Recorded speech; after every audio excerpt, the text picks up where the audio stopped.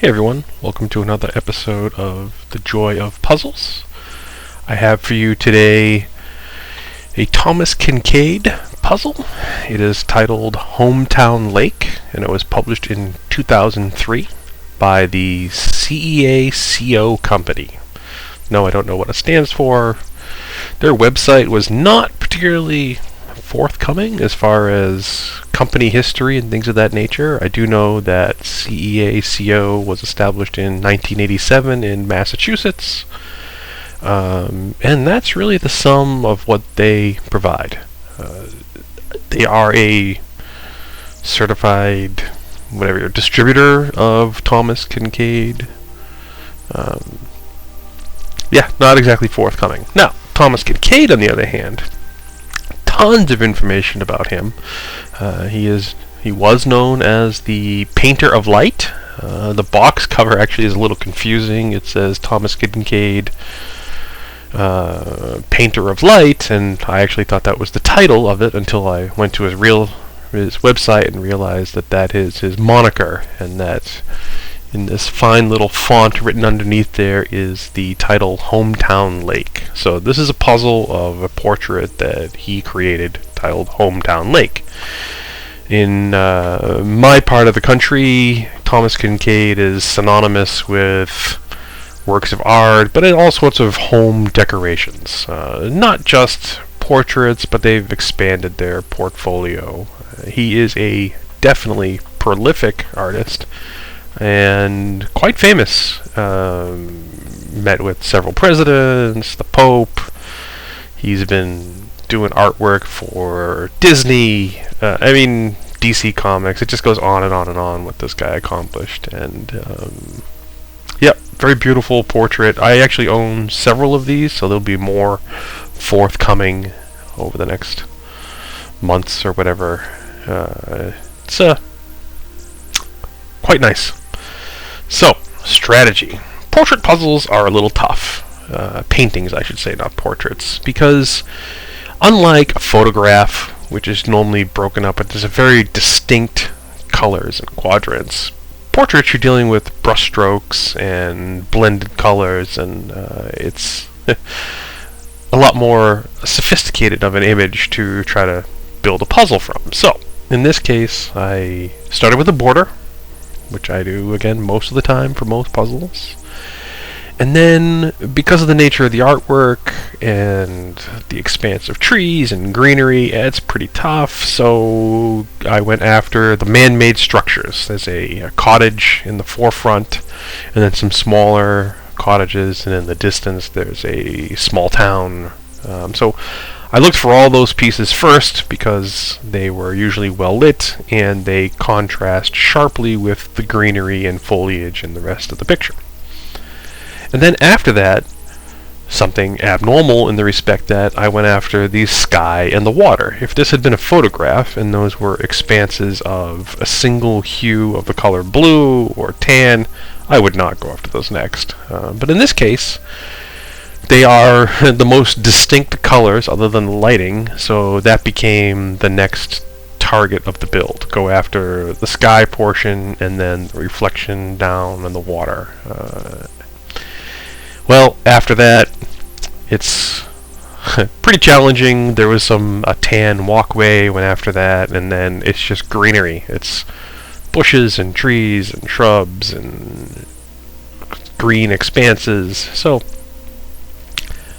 challenging, but in the best way possible. A puzzle like this is very satisfying to do because it isn't quick and simple like some of the collage puzzles that you've seen me do in the past. So this was a 1,000-piece puzzle, and the build time was 7.5 hours. So, right level of difficulty. I did have help for little portions of it, so on my own, probably 8.5, somewhere around there. And honestly, for a 1,000-piece puzzle, that's pretty much what I'm looking for. Something that takes up some time. So, after the strategy, let's talk about the review. I'm going to review this puzzle in 4 categories on a scale of 1 to 5. The first category is the paperboard quality itself. The puzzle material. And this puzzle was above average. The pieces are thinner and firmer than a lot of the other puzzles that I deal with. It was, again, above average. I'm going to give it a 4. It makes for a better puzzling experience if the materials that you're working with are great.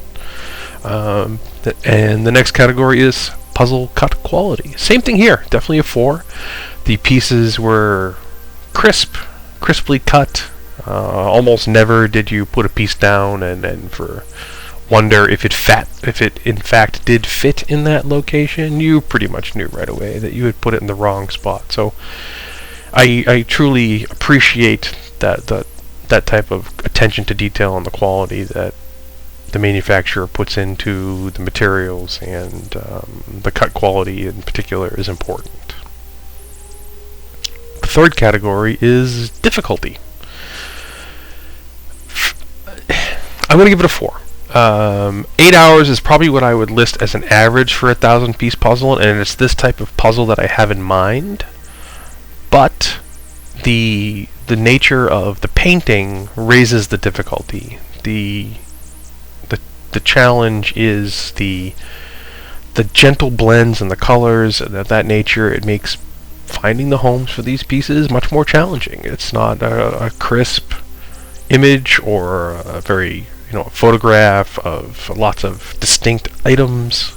It's much more feel. You're in the puzzle. You kind of get a sense of what you're working on, and then your eye becomes trained to pick the appropriate pieces. So a difficulty is a 4, but an enjoyable 4, not a struggle.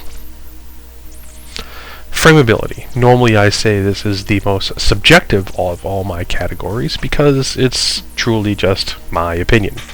Do I like it? Would I hang it?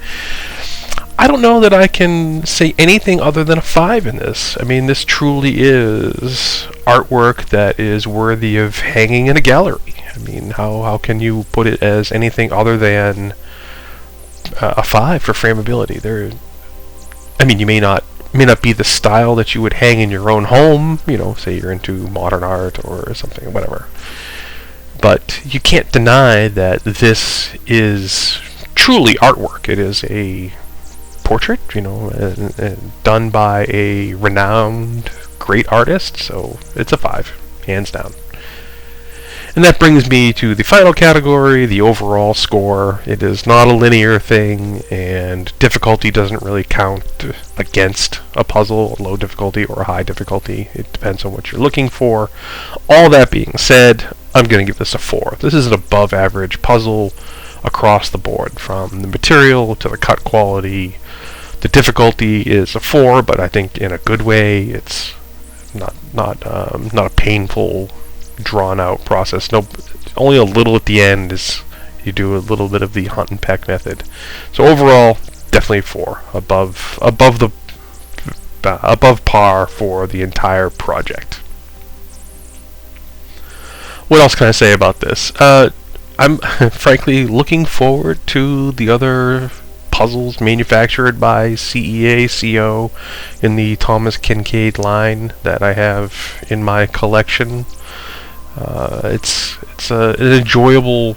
It's what I want. It's how I want to spend my afternoon on a puzzle like this. I don't mind easy puzzles. I have plenty of them, but they're frankly not a challenge. When I'm doing something this, I'm looking to be totally immersed and focused on this project and not distracted by, things like work and other things that go on in their life. So to me, this is really an ideal puzzle. If you're into puzzles at all, and hopefully if you're bothering to watch this video, this is definitely something to go out and look for. And I'm going to guess, and I won't know for a couple weeks, if the other Kinkade puzzles made by this same company, CEACO, are the same caliber. I would want the whole collection.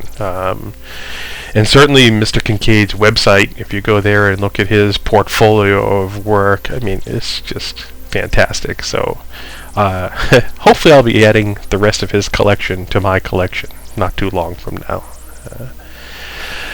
At the end here, you'll see me take the puzzle apart and put the edge pieces in a little plastic bag. I do that just to save myself 20 minutes next time, or 20 minutes to whomever I might loan this puzzle to. It's not a cheat, it's just a little bit of a time saver. You still have to build the thing. So anyways, I hope you enjoyed the video. If you did, go ahead and click the like button.